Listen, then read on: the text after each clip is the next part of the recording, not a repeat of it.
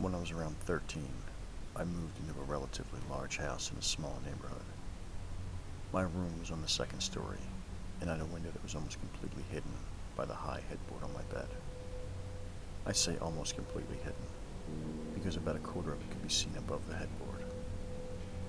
I was, and still am, really paranoid about people watching me, so I would feel uncomfortable at night while on my computer, even though it seemed impossible for someone to look into a window several feet off the ground.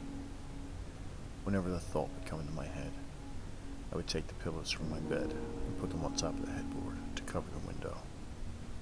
After a few months of living there, I would sometimes hear tapping. It was as if someone was knocking on wood. At first it was 1 or 2 knocks, but after a while it would be 3 or 4 knocks. It didn't happen very often, but it always happened late at night.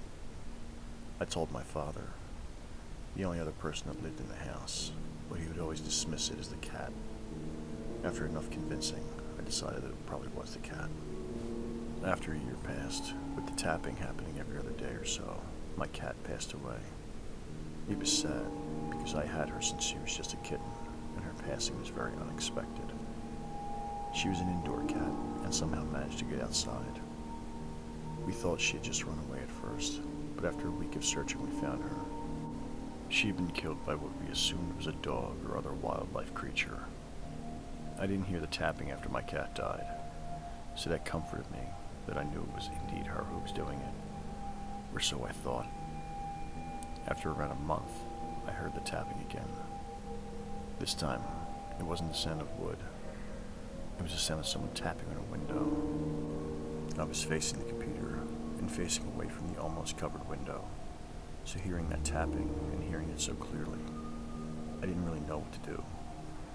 I ran out of my room and told my dad.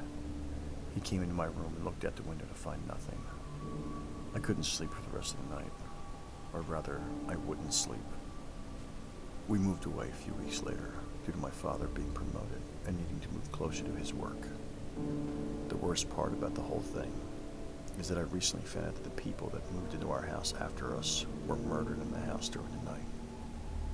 Their killer was apparently an old neighbor that broke into their room via the window. According to my father, who was relaying this news to me, the killer's house had several pictures of our house inside it.